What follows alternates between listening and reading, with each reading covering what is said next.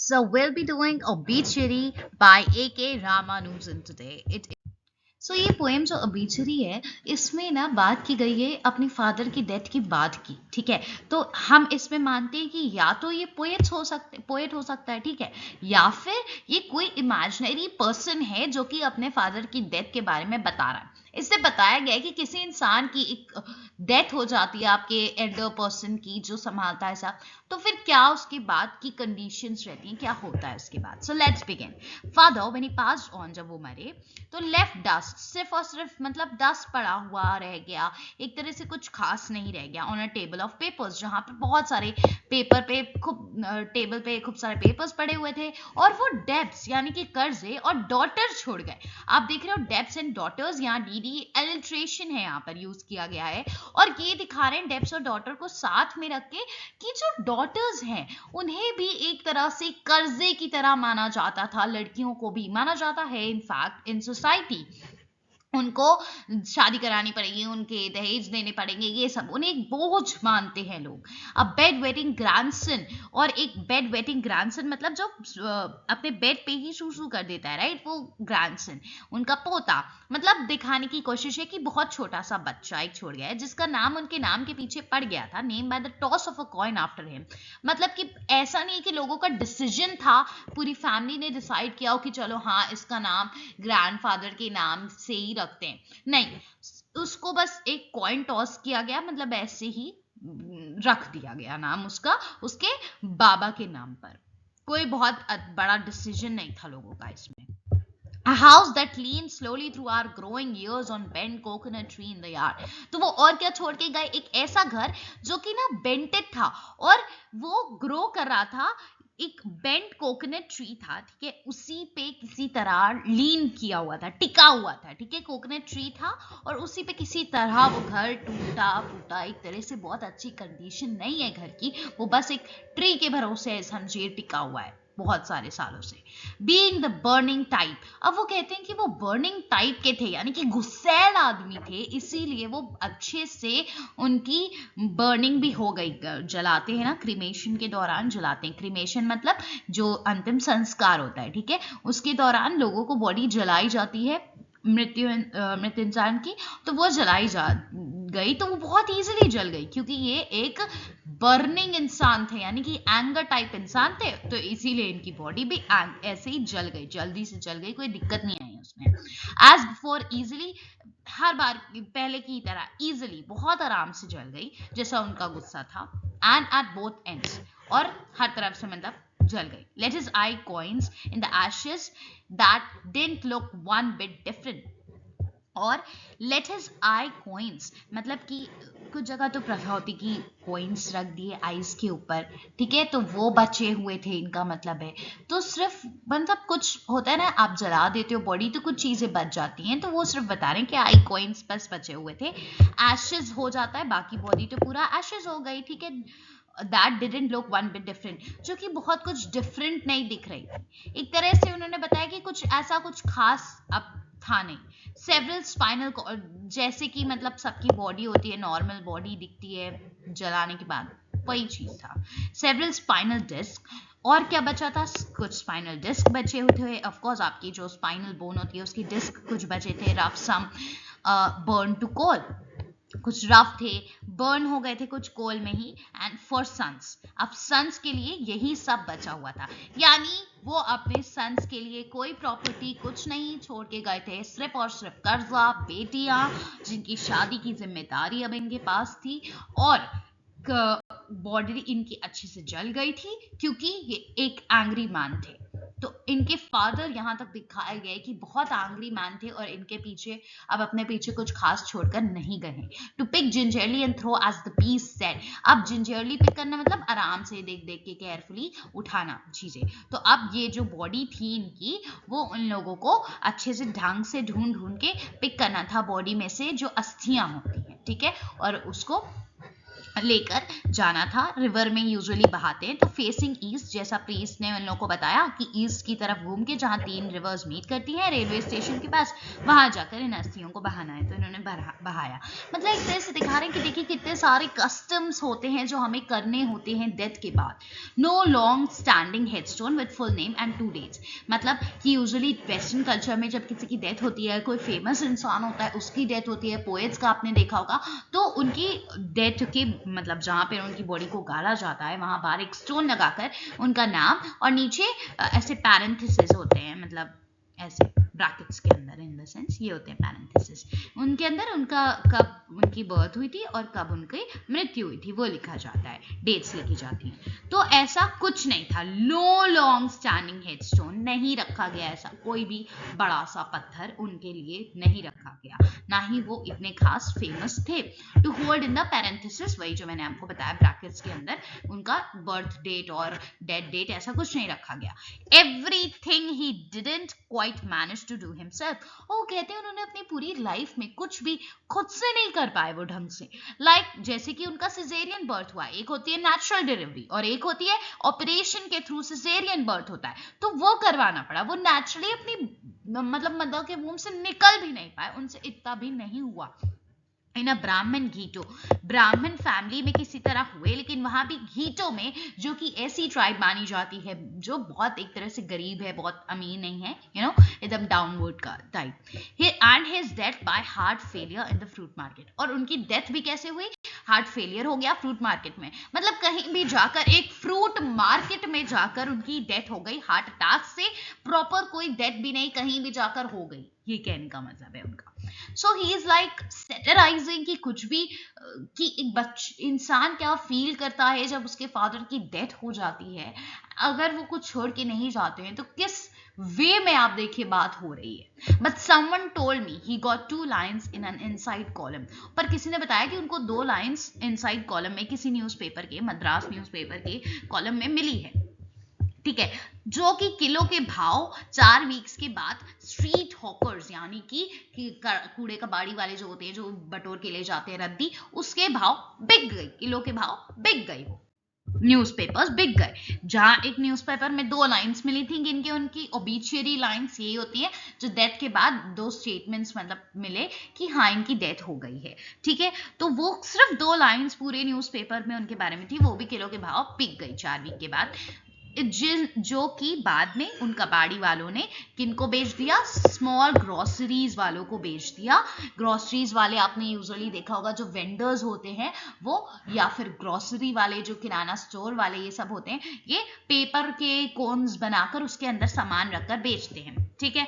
तो जिसमें ये सॉल्ट खरीदता था, कोरिएंडर खरीदता था, धनिया खरीदता था, नमक खरीदता था, जैगरी यानी कि आपका गुड़ हो गया, गुड़ खरीदता था, ये सब न्यूज़पेपर कोन्स में करके उसको मिलता था। दैट आई यूजुअली रीड, जिसको ये क्या करता था यूजुअली, जब उसमें सामान मिलता था सामान निकाल के रख लेता था और उसको खोल कर पढ़ता भी था, ठीक है। क्यों पढ़ता था? फॉर फन, कभी कभी फन के लिए पढ़ता था। And lately in the hope, पहले तो फन के लिए पढ़ता था, लेकिन बाद में फिर जब पता चला कि हाँ भाई 2 लाइंस उनके बारे में आई हैं, तो इन द होप कि वो ओबिचुअरी लाइन शायद उसे मिल जाए। ये दिखाता है कि हाँ वो अपने फादर के बारे में देखिए कैसा कैसा बता रहा है, बट स्टिल उसके अंदर एक वो है कि हाँ मेरे पापा के बारे में कहीं छपा है तो मुझे वो देखना है, तो ढूंढने की जिज्ञासा में वो एक तरह से खोल खोल के देखता है उसको। And he left us a changed mother, और वो हमारे पास छोड़ गए, क्या छोड़ गए? अ चेंज्ड मदर, मतलब फादर की डेथ के बाद क्या बचता है? मदर, जिनकी हालत बहुत खराब हो जाती है, जो उसी तरह पहले की तरह हंस बोल नहीं रही होती हैं उतना ज्यादा, ठीक है। एंड सोसाइटी भी उन्हें इतने रिस्पेक्टफुल मैनर में नहीं देखती है। सो ये सोसाइटी के लिए क्रिटिसाइज है, एक मतलब क्रिटिकल नोट है कि आप कैसे, जब किसी के हस्बैंड की डेथ हो जाती है तो उन्हें अच्छे से ट्रीट नहीं किया जाता है, ठीक है। बहुत जगह बहुत अलग अलग प्रथाएं होती हैं, कहीं बाल मुंडवा दिए जाते हैं, कहीं वाइट साड़ी पहननी है, बहुत सारी ये सब चीजें होती हैं। तो उसको बोला गया कि अच्छे से वो अब खुश नहीं रह पाएंगी उस तरह से, बहुत चेंज हो गई हैं, एक चेंज मदर छोड़ के गए पापा। And mother and more than 1 annual ritual, और साल में एक रिचुअल से ज्यादा रिचुअल्स पीछे छोड़ गए हैं। मतलब इंसान की डेथ तो हो जाती है लेकिन उसके बाद बहुत सारे रिचुअल्स होते हैं जो करने होते हैं। सो ही इज नॉट क्वाइट, मतलब ये सपोर्ट नहीं करते हैं इतने सारे इन सब चीज़ों को, रिचुअल्स को, कि आप जो परफॉर्म करते रहे जा रहे हैं। ठीक है, किसी के यहाँ डेथ हुई है, वो परेशान है, लेकिन लोग बताएंगे ये करो, ऐसे करो, वो करो, बहुत सारी चीज़ें प्रथाएं करती रहनी चाहिए। ये सब पूरा बताते रहेंगे। आप परेशान होते हो डेथ पर, फिर भी आपको 10 चीज़ें, खाना खिलवाना ही करवाना, बहुत चीजें रहती हैं जो करनी रहती हैं। सो ये एंड हो गई है पोएम। इसका क्रिटिकल एप्रिसिएशन जो कि एग्जाम पॉइंट ऑफ व्यू से बहुत ज्यादा इंपॉर्टेंट है, सो उसको डिस्कस कर लेते हैं। और ये हर पोएम को आपने अगर अच्छे से समझ लिया है पहले तो आप लिख पाओगे। लेकिन ये भी ध्यान दें कि आपको सिर्फ कहानी नहीं लिख के आनी है या पोएम के बारे में बस ये नहीं डिस्क्राइब कर देना है कि पूरी पोएम में क्या था, वो तो करना ही है, प्लस उसके साथ उसकी लैंग्वेज क्या है, उसकी स्टाइल क्या है, ये लिखिए। लाइक स्टार्ट कर रहे हो तो पहले की पोएट का नाम लिखो कि हाँ इस पोएट ने ये लिखी है और ये पोएट कैसा वर्क लिखता है और अब इसने ये भी लिखी है। देन बताओ कि हाँ कितने लाइन्स और स्टैंजास की हैं, उसमें कैसी लैंग्वेज और टोन का यूज किया गया है, क्या फिगर ऑफ स्पीचेस हैं, कौन सी लाइन्स में, अगर आपको लाइन याद है तो लाइन्स को भी कोट कर दो। ठीक है, कि इस लाइन में ये फिगर ऑफ स्पीच यूज किया गया है और इसकी वजह से हमारे रीडर्स पे क्या इम्पैक्ट पड़ रहा है। तो ये सब चीजें आप तब लिख पाओगे जब आपने पोएम बहुत अच्छे से पढ़ ली है। देन आप कुछ चीजें जो होती हैं वो याद रखनी होती है कि हाँ ये लैंग्वेज है, ये स्टाइल है, लेकिन वो वैसे भी पोएम पढ़ के समझ में आ जाता है। तो इंपॉर्टेंट है पोएम ढंग से पढ़िए एंड देन ये सब याद रखिए कि आपको लिखना है, सिर्फ कहानी नहीं, ये सब भी लिखना है। सो ए के रामानुजन की poem obituary moves beyond this conventional framework, जो हमेशा ट्रेडिशनल चीज आती रहती है उससे बियॉन्ड है ये पोएम। यहाँ पर एक डीपली पर्सनल वो बात कर रहे हैं, सेटराइज कर रहे हैं उनके फादर की डेथ का जो पोर्ट्रेयल है उसको। द पोएम 8 स्टैंजा की पोएम है और हर स्टैंजा में आपको 7 लाइन्स मिलेगी जो कि रिफ्लेक्ट कर रहा है blend of personal history, culture, critic को, कि कल्चर कैसा होता है, सोसाइटी कैसी होती है, ये भी डाल सकते हो आप, उसको क्या कहते हैं क्रिटिसाइज कर रहे हैं। ए के रामानुजन का वर्क ड्वेल करता है इंटरसेक्शंस ऑफ पर्सनल आइडेंटिटी, वो पर्सनल आइडेंटिटी के बारे में, अपने बारे में भी बताते हैं, कल्चरल हेरिटेज, जो कल्चरल वैल्यूज हैं, कल्चर चीजें हैं वो क्या अच्छी हैं क्या बुरी, उनके बारे में यूजुअली बताते हैं अपनी पोएम्स में। और ऑब्लिचुरी, ये वाली पोएम भी कोई एक्सेप्शन नहीं है, इसमें भी ये सब बताया गया है। ऑब्लिचुरी रिफर करता है एक फॉर्मल अनाउंसमेंट। अब देखिए ये हमने ये भी बताया कि ऑब्लिचुरी आखिर होता क्या है, एक फॉर्मल अनाउंसमेंट होती है ऑफ समवन्स डेथ, जो समराइज करता है उनकी लाइफ, उनकी अचीवमेंट्स और उनकी कैसी लेगेसी रही। लेगेसी मतलब होता है कि जो बाद में इम्पैक्ट वो छोड़ के रह गए, आज तक जो रह गया है, and the pressure on the surviving family to uphold that legacy, और उस लेगेसी को अपहोल्ड कर रखना, जो प्रेशर फैमिली के ऊपर होता है, फैमिली मेंबर्स के ऊपर होता है कि हाँ अब उनके बाद जो वो छोड़ गए हैं चीजें, उनको अब हमें संभालनी है। The poem explore themes of familial loss, ठीक है, फैमिली का लॉस हुआ है, सोसाइटी में जो ऑब्लिगेशन लोगों पर लगाई जाती हैं वो, and harsh realities of patriarchal norms in Indian culture. यहाँ पर जैसे डॉटर की बात की गई, ठीक है, वैसे हार्श रियलिटी है कि ये सोसाइटी जो है पेट्रियार्कल नॉर्म्स फॉलो करती है जहां पर मेल डोमिनेंस है। रिटन इन फ्री वर्ड्स, यहाँ पर फ्री वर्ड्स है, फ्री वर्ड्स मतलब होता है जब कोई भी राइमिंग स्कीम नहीं यूज की गई है। द पोएम मिरर्स, दिखाती है पोएम एक कियोटिक और फ्रैगमेंटेड, जब आप कभी भी फ्रैगमेंटेड है, कोई भी थॉट्स जो है वो प्रॉपरली अलाइंड नहीं है, जब आप दुख में होगे तो आप ऐसे ढंग से नहीं लिख पाओगे। The Ramanujan employees imagery, irony और बहुत सारी स्पीच, फिगर ऑफ स्पीचेस उन्होंने यूज की है, एक पर्सनल नरेटिव बताने की कोशिश की है, अपने पॉइंट ऑफ व्यू से बताने की कोशिश की है, इस कल्चर को क्रिटिसाइज करने की कोशिश की है। ओपनिंग लाइंस जो पोएम की है फादर की डेथ के बारे में, ये मैंने बताया था, डेब्स और डॉटर्स, इसमें देखो एल्ट्रेशन यूज हुआ है और ये सिंबल है कि हाँ एक डॉटर को क्या क्या देना रहता है, भाई डाउरी देनी है आपको, दहेज देना है, ये सब तो एक तरह से वो बोझ हो जाती हैं इस पेट्रियार्कल सोसाइटी में, उन्हें बोझ माना लिया जाता है। इमेजरी भी स्टार्क है और डायरेक्ट बात कर रहे हैं, वो देखो कोई घुमा फिरा के बात नहीं की है, एकदम डायरेक्ट बात की है, ठीक है। और अपने फादर के जाने के बाद क्या वॉइड क्रिएट हो गया, वॉइड मतलब क्या होता है, एम्प्टीनेस, स्पेस क्रिएट हो गई है। ऑब्वियसली एक मेंबर चला गया है फैमिली का, फादर चले गए हैं तो क्या स्पेस हो गई है, मदर जो है वो एकदम चेंज हो गई हैं, ठीक है। और कितनी सारी रिस्पॉन्सिबिलिटीज लोगों के ऊपर आ गई हैं उनके जाने के बाद। The lines about his birth and death ये कन्वेज करते हैं कि कितनी छोटी छोटी डिटेल्स उन्होंने बताई हैं ऑर्डिनरी डेथ के बारे में, जो कि कॉन्ट्रास्ट कर रहा है उनके इमोशनल इम्पैक्ट पे। ये कॉन्ट्रास्ट एम्पलीफाई करता है इंजैममेंट एंड कन्वर्सेशनल थ्रू। इंजैममेंट मतलब एक तरह से देखा है आपने शुरू से लेकर एंड तक एक कंटिन्यूएशन है, कोई स्टॉप नहीं है, तब होता है इंजैममेंट यूज होता है, वो है मतलब शुरू से आखिरी तक पोएम लगातार लाइन से आपको बताई गई है, कहीं भी कोई स्टॉप नहीं है। विच मिमिक द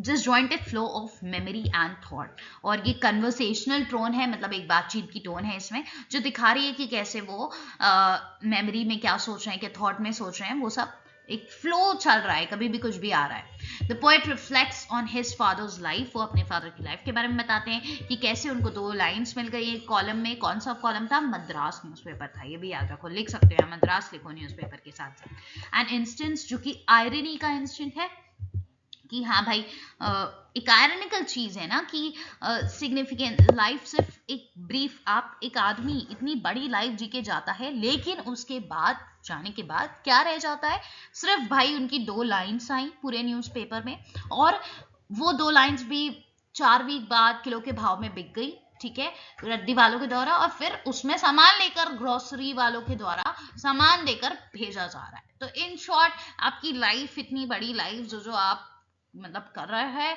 वो कुछ कोई वैल्यू इतनी रह नहीं गई, सिर्फ 2 लाइन मिला।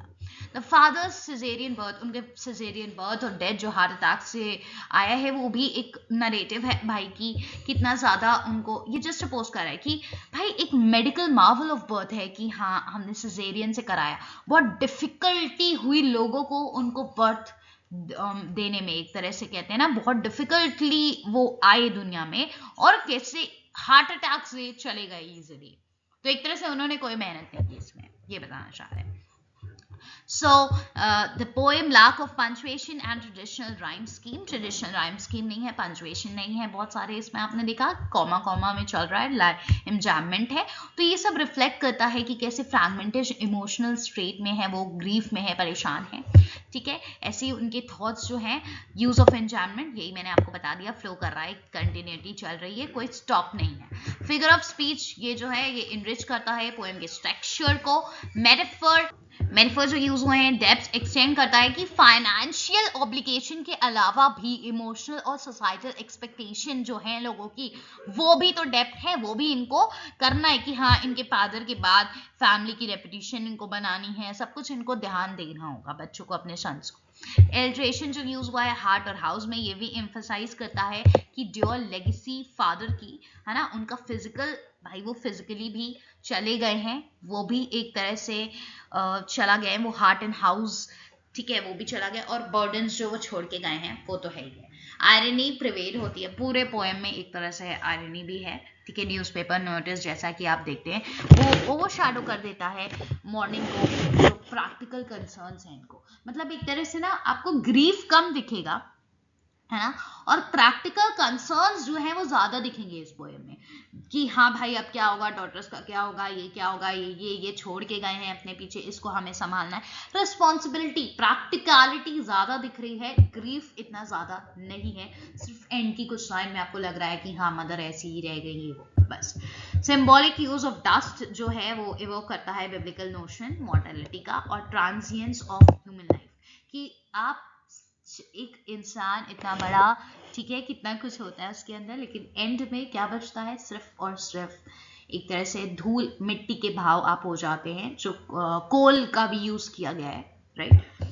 रामानुजन की लैंग्वेज डिपिक्ट करती है सिंपल ब्लेंडिंग कोलोquial फ्रेजेस, जिसमें बहुत अच्छे से ऑब्जर्वेशन किया गया है। तो जो टोन है पोएम की वो तो आपको पता ही भाई, सैटारिकल है और मेलांकोलिक भी है, थोड़ी सी ग्रीफ टाइप है, कैप्चर कर रही है ड्युअलिटी दोनों चीजें, ग्रीफ और क्रिटिक दोनों चीज। विविड येट अनएम्बलिश्ड इमेजरी है इसमें, जैसे कि fire, ashes, finality of that. Ground करता है पोएम इन रियलिटी, कि रियल में चीजें क्या हैं, opening in the a to larger existential question, इंसान के एग्जिस्टेंस पे एक तरह से सवाल उठाता है ये सब चीजें। फायर, एशेस, यार एशेस, फाइनलिटी ऑफ डेथ, ये सब चीजें बताती हैं कि आपको एक दिन क्या बनकर, डेथ क्या है, एक दिन आपको बस सिर्फ और सिर्फ एक वही हो जाता है कि कोल हो जाओगे, एक तरह सिर्फ मिट्टी के उसमें दिख जाओगे, राइट। आप कुछ रह नहीं जाएगी, आपकी जो बॉडी है पूरी वो एशेस एशेस हो जाएगी।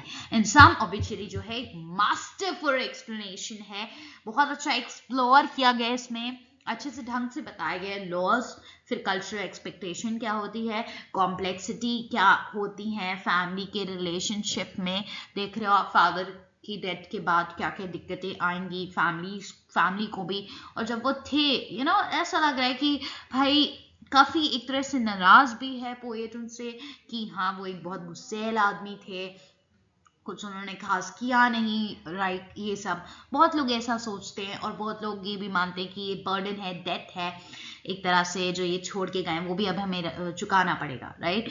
तो डॉटर्स भी हैं, उनका भी सब कराना है through its free verse structure. तो फ्री वर्स स्ट्रक्चर इसमें यूज हुआ है, यानी कि कोई भी राइमिंग स्कीम नहीं यूज हुई है। रिच फिगरेटिव लैंग्वेज और फिगर ऑफ स्पीचेस काफी अच्छे से यूज की गई हैं। तो ये सब ब्लेंड करता है उनका पर्सनल और यूनिवर्सल थीम। यहाँ पर एक पर्सनल ग्रीफ भी है, और यूनिवर्सल बातें भी वो करने की, यूनिवर्सली कि कोई भी कस्टम हो, कुछ भी हो, सब में मतलब कुछ ना कुछ ऐसा होता ही है, राइट।